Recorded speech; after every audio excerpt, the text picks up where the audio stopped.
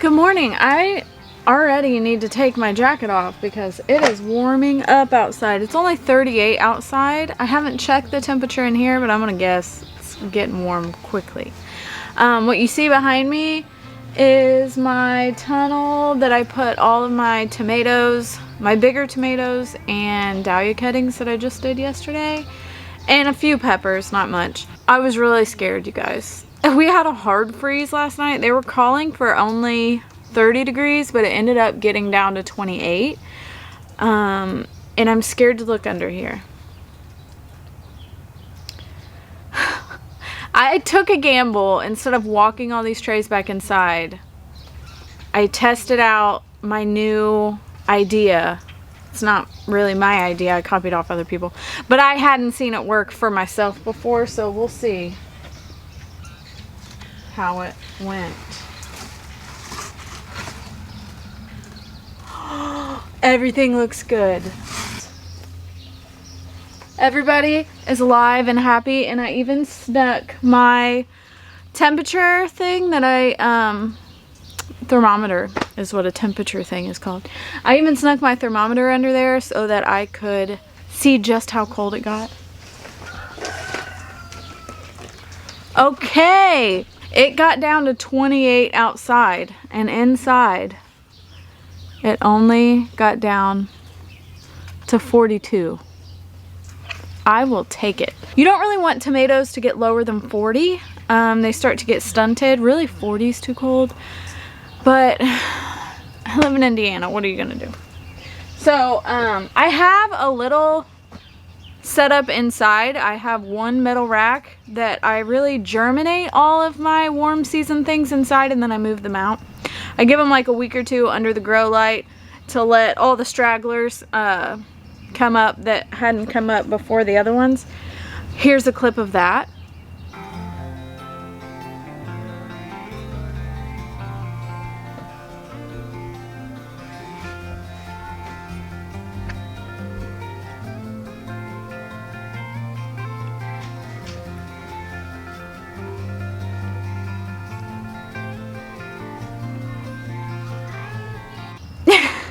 It's a little chaotic in there right now. I've got dahlias everywhere and peppers everywhere, and everything is everywhere.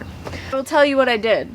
And under the back row, I've just got a big heat mat, like my seedling heat mat. I buy the big ones, the like 60 by 48 by 60, I think is the measurements. You can get them on Amazon. And I kept the box just in case they didn't work so I could send them back. I bought these on Amazon as well. Roof de-icer. So I just googled heat cables, I think is what I said, because that's what I heard somebody say that they were, and it worked out great. So I strung, let me show you in case anybody wants to copy me. I strung the cables underneath. I've just got pallets. Let me move this.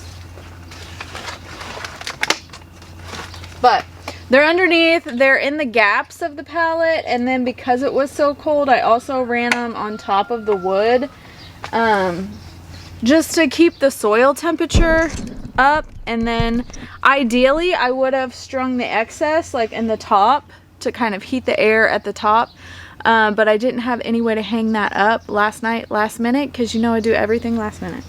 But I'm really happy that everything looks great. I was really scared to come out here and look because I was terrified that my seedlings were gonna be sad. But here's my other makeshift. But everything looks good.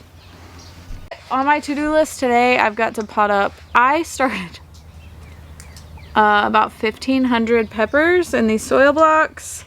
Maybe a little less if like they don't all germinate, obviously, but I need to pot these up.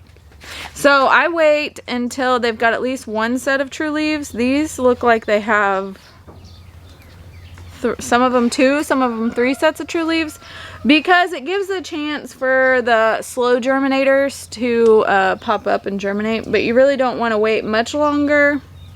Peppers and tomatoes are a little bit more forgiving, but you don't want them to get root bound in these little thingies. I was looking for my coffee. I was like, how did I lose it? It was underneath that. It's got dirt in it.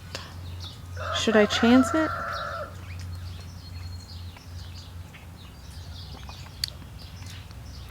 Still good. It's only a little dirt. This time of the year, I've got constantly, even though I shower and I bathe, I've always got dirt under my fingernails, dirt in the crevices of my hands. Any other gardeners out there, when you go in public in a store, you need to buy something, you hand the cashier your card and your fingernails. I'm always trying to hand it to them like, here you go. Because like regular people don't understand, they just think you're dirty. Technically you are dirty, but it's not my lifestyle. So while I love to soil block, I don't really have time for that right this second, and I was gifted a bunch of nursery pots. And so these like little 3-inch pots, I'm just going to pop some peppers in because I need to get it done. Here in the back corner, I just have like a big Rubbermaid tote with a lid. That's where I keep all my soil. It keeps it dry. And I can put a bunch of bags in there at once so that it's all taken care of. I just fill my pot like this, and then I put them all in a 10-20 tray. And then I fill the bottom with water and I let it sit for a few hours, and it'll soak up all the water from the bottom.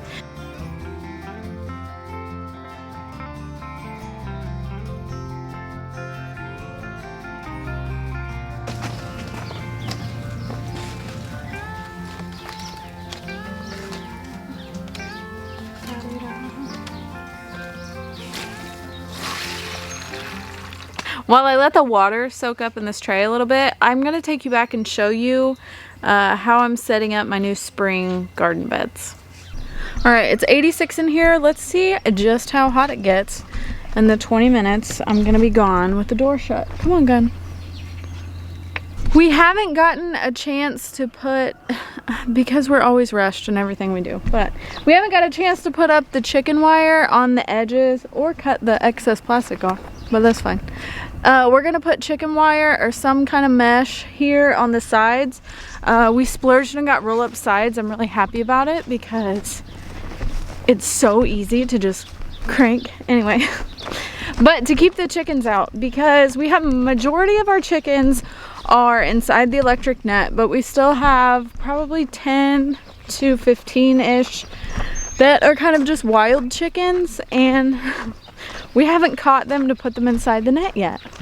And so I really don't want them to find what's inside the tunnel and destroy all my crops. I had to show off Miss Honey because she is looking beautiful and healthy.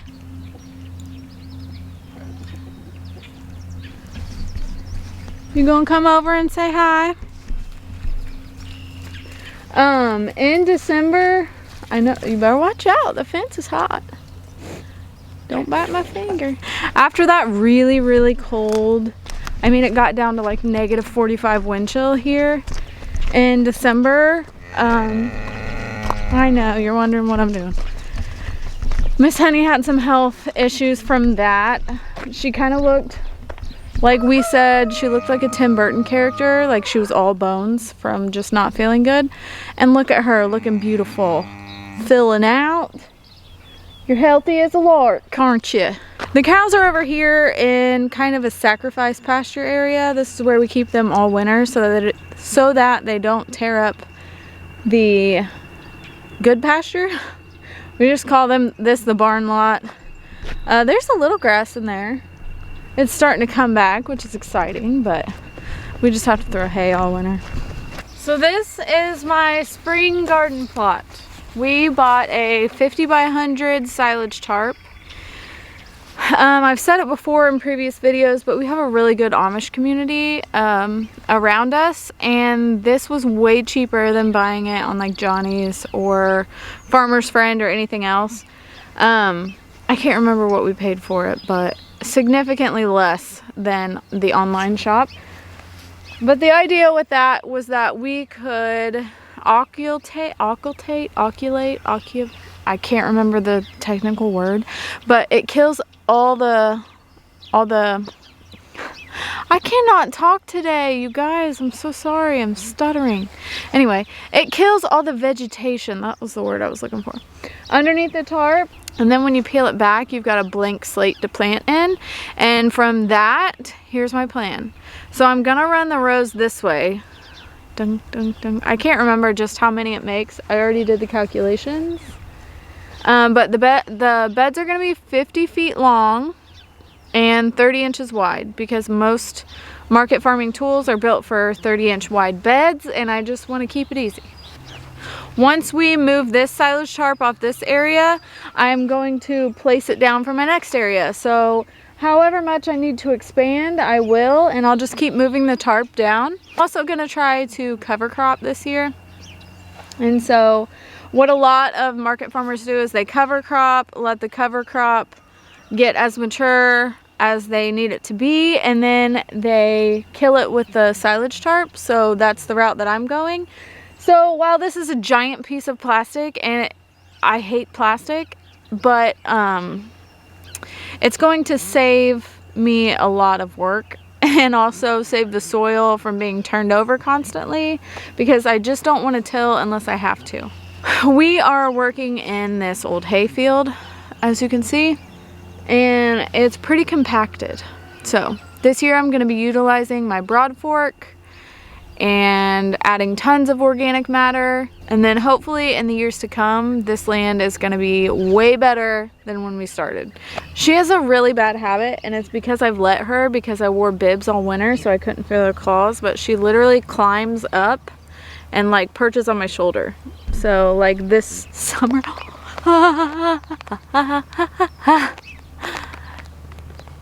ouchie, here she goes. Your claws are sharp. I'm not wearing insulated bibs today. That's a really bad habit that I'm gonna have to break, because it's just not as fun when you don't have padding between you and a cat's claws. Anyway, I think I've rambled enough for this video. I've got a lot of work to do, and if you've ever shot footage before, it takes about 60 times longer when you're filming it. So I'm gonna hop off here. Happy spring. Anyway, thank you guys for watching. She's clawing me. Until next time.